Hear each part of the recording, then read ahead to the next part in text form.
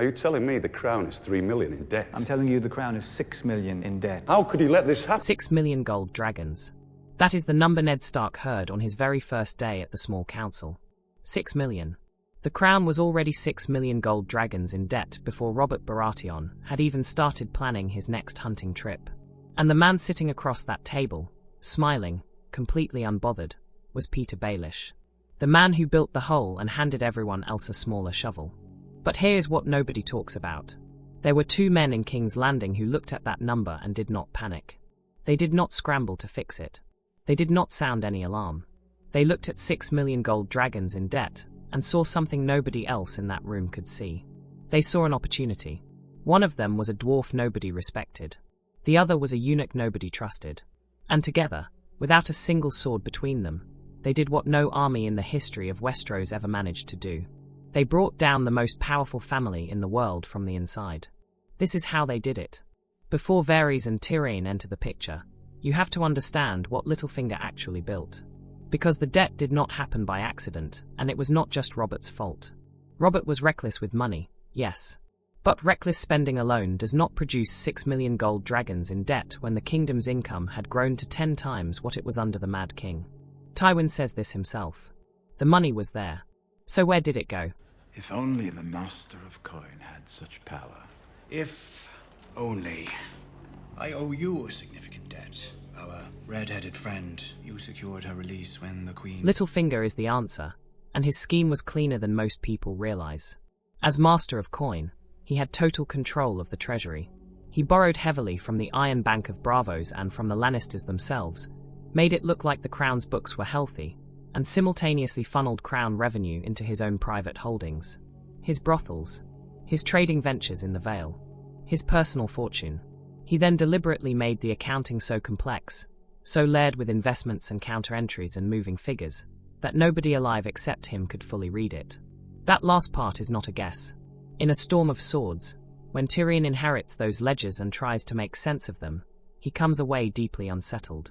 The records are described as a maze that only Littlefinger can navigate. And that was the whole point. A kingdom that cannot read its own books cannot hold its own accountant responsible. Littlefinger was not just stealing from the Crown. He was making himself the only man who could prevent the Crown from collapsing entirely. Indispensable by design. He said it himself. Chaos is not a pit. Chaos is a ladder. The debt was his ladder. Every gold dragon the Crown owed was another rung that kept Peter Baelish climbing while everyone else scrambled not to fall. But ladders can be climbed from both ends. Varys had been watching all of this since before Littlefinger had even started. He had been in the Red Keep since Mad King sat on the throne, and his little birds had been in every room in that keep, including the treasury. He knew the state of the Crown's finances long before any hand of the king did. He knew Littlefinger was not a genius. He knew the debt was engineered. He knew exactly what the books looked like and what would happen when someone smart enough finally sat down and read them. He was waiting for that person. Then Tyrion arrived. In a clash of kings, Tywin sends Tyrion to King's Landing as acting hand of the king while the war with the Starks is still being fought. Tyrion walks in and Varys is already there. And within hours, Varys makes his first move. He tells Tyrion he knows about Shae. He knows Tyrion smuggled her into the city against Tywin's direct orders. He does not use it as a threat. He uses it as a demonstration. He is showing Tyrion exactly how much he sees, and exactly how useful that vision can be if Tyrion chooses to work with him rather than against him. From that moment on, information starts flowing. Varys feeds Tyrion intelligence. He helps him build his own spy network inside the city. He makes himself genuinely useful in ways that nobody else at court is capable of. And Tyrion, who is sharper than anyone gives him credit for, feels for the first time in King's Landing like he actually has an ally. Now here is where Tyrion becomes the other half of this story. And this is the part that most breakdowns miss. In the books, Tyrion does not become Master of Coin until A Storm of Swords. He spends all of A Clash of Kings as Hand of the King, fights the Battle of Blackwater, takes a blade across his face, and wakes up to find that Tywin has already swooped in and taken the position away from him. Then, as what Tyrion himself recognizes is not a promotion but a punishment, Tywin hands him the ledgers. Think about what Tywin is actually doing there. He is handing his most disgraced son the most impossible job in the kingdom, and watching to see if he drowns. The Master of Coin position in A Storm of Swords is not power. It is a test Tywin expects Tyrion to fail. What Tyrion finds in those ledgers should have broken him. The crown owes millions to House Lannister, millions more to the Iron Bank, additional millions to House Tyrell, to the Faith of the Seven, to Tyroshi trading cartels. And the people who owed money back to the crown, the merchants and Lords Littlefinger had extended crown credit to, many of them have just been executed as outlaw men, meaning that debt is gone forever. The income from the crown is barely enough to cover the interest on the existing loans. The actual debt is not going down at all. Tyrion looks at all of this. And then he keeps spending. The royal wedding requires it. The Tyrell alliance costs money the crown does not have. The war requires it. Every justification is technically true. But Tyrion is smart enough to know that none of those justifications changes the direction of travel. The crown is moving toward insolvency, and his spending is accelerating the journey. He knows this. He keeps going anyway. And Varys is right there, making sure Tyrion has every piece of information he needs to understand exactly how bad the situation is. The Iron Bank is where everything Littlefinger built and Tyrion failed to fix comes crashing into a wall that cannot be moved. Tywin explains the Iron Bank to Cersei directly in Season 4, and it is worth sitting with what he actually says. The Iron Bank does not forgive debt. It does not grant extensions out of goodwill. When a borrower cannot pay, the bank finds whoever is fighting that borrower and funds them instead. It is not a threat or a last resort. It is standard business practice. The bank has done it before and will do it again. The Iron Throne's debt to the Iron Bank is not a manageable problem. It is a countdown. In the show, Stannis and Davos travel to Braavos in Season 4, while Tywin is still alive, and secure a loan because the Lannisters already look like a bad investment before Tywin has even died. In the books, the situation plays out differently, but the conclusion is the same. By a feast for crows, the Crown's treasurer Harys Swift has personally made the trip to Braavos to negotiate, and whatever he came back with was not enough. Kevan Lannister, in his final chapter, is already worrying that the only way to keep the Iron Bank satisfied is to start paying the Crown's debts with Lannister private gold. Not Crown gold. The personal wealth of the house itself becoming collateral for the mistakes of the regime. That is what financial collapse looks like when it is happening slowly. It does not announce itself. It just gets closer. The Tyrell alliance was supposed to stop that slide. When Tywin arranged the marriage between Joffrey and Margaery, the whole point was Tyrell gold propping up the empty Lannister coffers.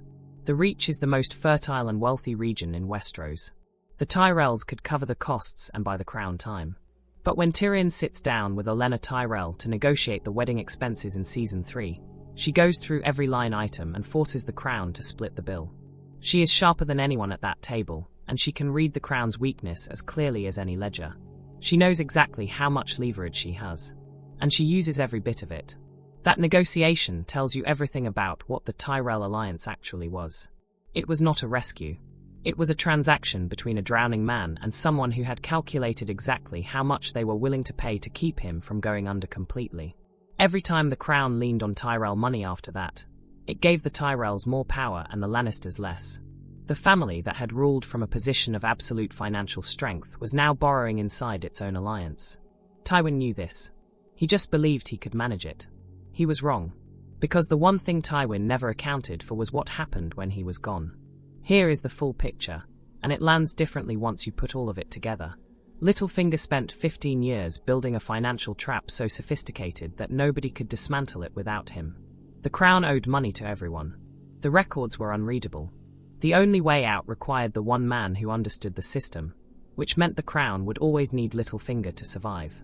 Varys watched Littlefinger build that trap for 15 years, and he understood something Littlefinger never considered. The trap did not have to be dismantled. It could be used. If the right person inherited those books and chose not to fix them, the trap would eventually close on the very regime it was designed to sustain. When Tyrion became Master of Coin, Varys had his person. Not because Tyrion was a Targaryen loyalist or because he shared Varys' political vision, but because Tyrion was brilliant, disillusioned, and had every reason in the world to not exhaust himself saving a regime that had publicly humiliated him, that blamed him for things he did not do, that treated him as a liability rather than a son. Joffrey put him on trial. Cersei blamed him for their mother's death. Tywin told him to his face that he had considered having him killed as an infant. Why would that man pour everything he had into saving the Lannister name? He would not. And he did not. The two of them, in their quiet transactional alliance, kept the information moving and let the debt keep growing. Neither of them ever stood up at the small council and told the truth about how close to the edge the crown really was. Neither of them forced a conversation about restructuring the debt with the Iron Bank before it was too late. Neither of them pulled the kingdom back from the ledge. And when Daenerys arrived in Westeros with her armies and her dragons, she was not conquering a powerful kingdom at its peak.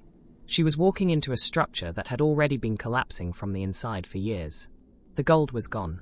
The bank had already hedged its bets. The allies were owed money the crown could not pay. The armies were expensive and the treasury was empty. The name that was supposed to pay for all of it, the name that was supposed to mean gold and power and certainty, was already hollow. The throne was not lost at the last battle.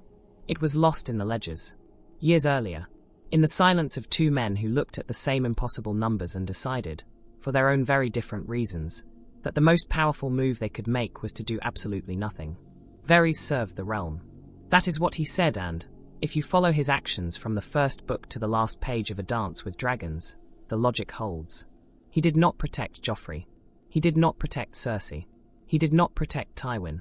He protected the conditions that he believed would produce something better than what the Lannisters had built on borrowed gold. Whether he was right about that is a conversation for another video.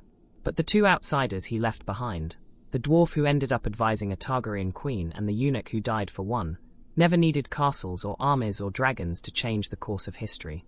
They needed ledgers. They needed information. And they needed the patience to let a 6 million gold dragon debt do exactly what Littlefinger always intended it to do, just to a different target than the one he had in mind. If you think the sabotage was intentional, or if you think it was just two cynical men choosing not to save people who never deserved saving, drop it in the comments. That argument has been running in the community for years, and there is no clean answer. Both readings are supported by the text. That is what makes this story the best one in the whole series. Subscribe if you want more of this. Next video goes somewhere you will not expect.